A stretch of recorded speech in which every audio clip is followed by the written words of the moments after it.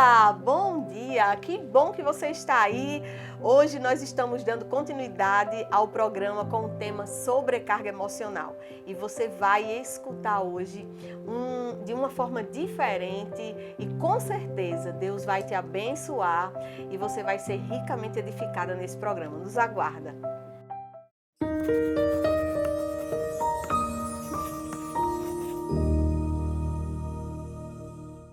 E hoje nós estamos aqui com elas, as nossas queridas mulheres de fé, a nossa amada Valéria, nossa querida psicóloga Valéria Queiroz, que está aqui com a gente, e também a nossa querida Adriane Oliveira, que também está aqui com a gente hoje, né? E hoje nós vamos falar sobre, não sei se você já ouviu falar na Bíblia de um homem chamado Elias e Jezabel. E eu quero ler com você e a gente vai falar como que essa mulher intimidou, como que ela pôde fazer tanto medo a um homem de Deus, um profeta. E vocês vão ver aqui no texto, nós vamos falar sobre isso, sobre medo e sobre os pensamentos que nós devemos vigiar.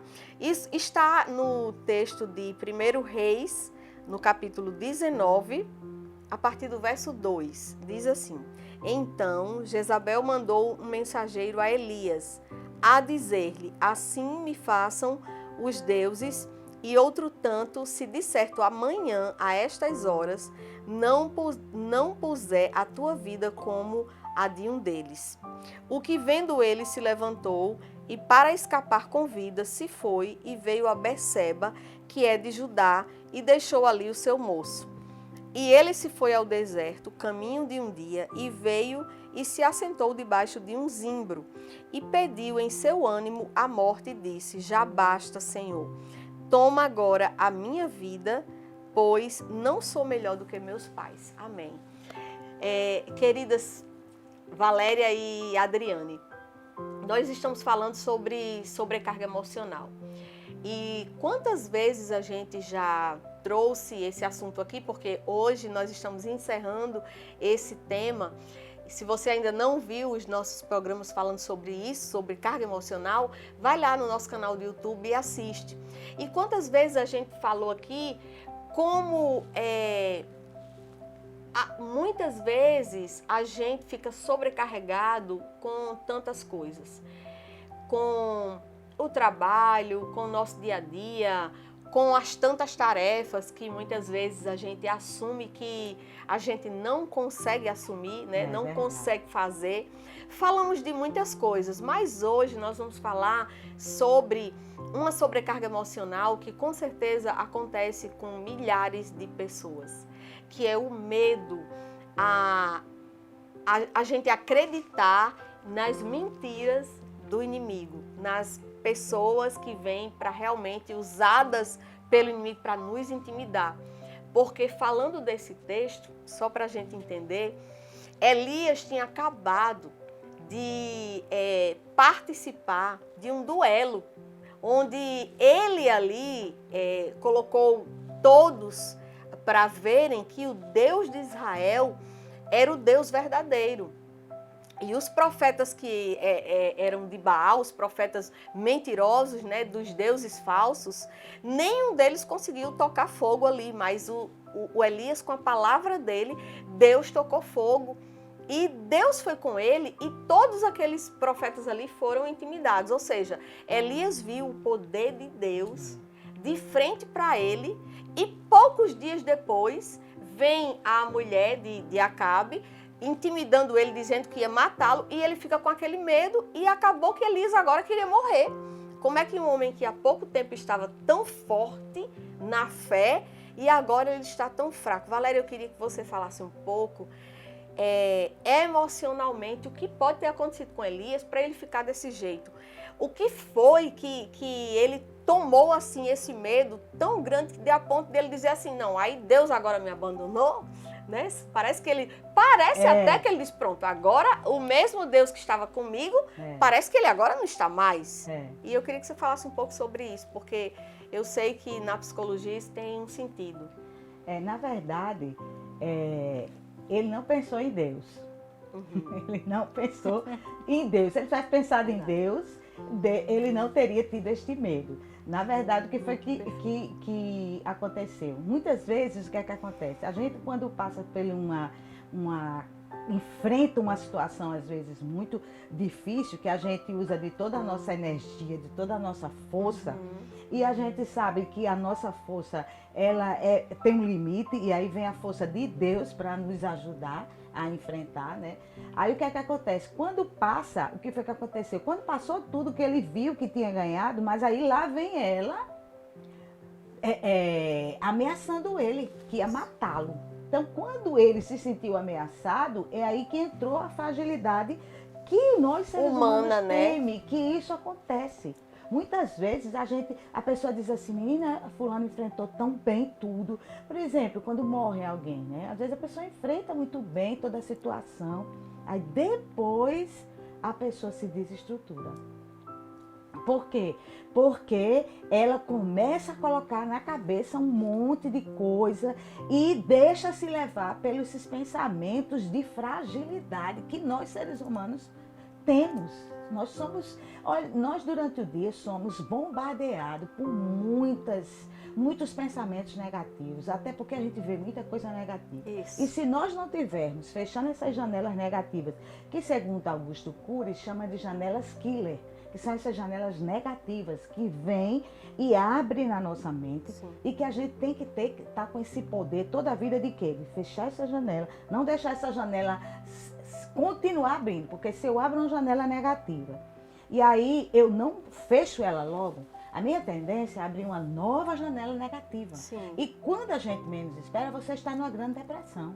Uma grande angústia. Por quê? Porque você vai abrindo a janela e cada janela que você abre, ela produz no seu consciente o quê? Na sua mente, uma energia de medo. Sim. E aí, cada uma mais, entendeu? Por isso que Augusto Cury diz, quando abrir uma janela killer, feche imediatamente e abra uma positiva.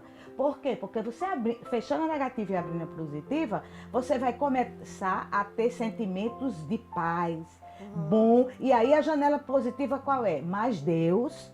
Aí eu começo a falar para mim sobre o que Deus fez e o que Ele pode fazer. Então, quando eu abro essa janela negativa de Deus, aí vem o quê? Automaticamente vem o quê? Um pensamento de quê? De paz. Porque quando a gente diz a palavra, só basta dizer a palavra Deus, que já vem, a gente já sente outro sentimento diferente, né? Então, com esse sentimento diferente de Deus, eu vou abrindo outras janelas. Então, é isso que acontece com nós seres humanos. Qualquer ser humano, esse texto até estava dizendo às meninas, que esse texto é muito maravilhoso, porque a Bíblia está mostrando o que eram os servos de Deus. São pessoas que passam por dificuldades, por medos, por problemas, e que como nós. Mas o que foi que aconteceu aí, né? Aí precisou o quê? Precisou o anjo ir lá, né? Isso. Porque ele ficou muito acabado, ele se escondeu, ele queria morrer, ele sentiu muito medo. Então você avalia o medo que Elias sentiu. E isso acontece com a gente, tem medo que a gente sente, que a gente se enclausula num canto e não quer ver ninguém mais, e acha que está todo mundo me perseguindo, e ali surge até, inclusive, Sandra e Adriane, se você não tiver cuidado, pode surgir várias doenças nessa área, transtornos. Eu vejo o cuidado de Deus o cuidado de Deus em deixar a nossa mente pensando o que é certo. Porque lá no livro de Filipenses, Paulo nos ensina o que devemos realmente pensar, o que devemos colocar no nosso pensamento. A Bíblia diz que nós devemos pensar em coisas boas, né? No que é bom, no que é amável, em tudo que é edificante, em tudo que é justo, né? Então, assim, na verdade, o que a gente vê é que no mundo hoje tem muitas vozes. E as vozes são ameaçadoras. É de tirar você do plano que Deus tem para você. É para que você não vá e siga em frente, fazendo aquilo que Deus te deu a capacidade para fazer, porque o diabo ele não quer que você cresça, ele não quer que você avance, ele quer que você regrida. E aí o que eu vejo é um Deus maravilhoso dizendo, filhos, declare essa palavra, tenham fé. Quando vier um pensamento ruim, pense numa coisa boa, não é? Isso não é um jogo de pensamento positivo, não. Isso é Bíblia. Quando vier um pensamento ruim, inclusive a gente aprendeu isso no Rema. Eu falo muito do Rema, né? Vou fazer propaganda aqui do Rema.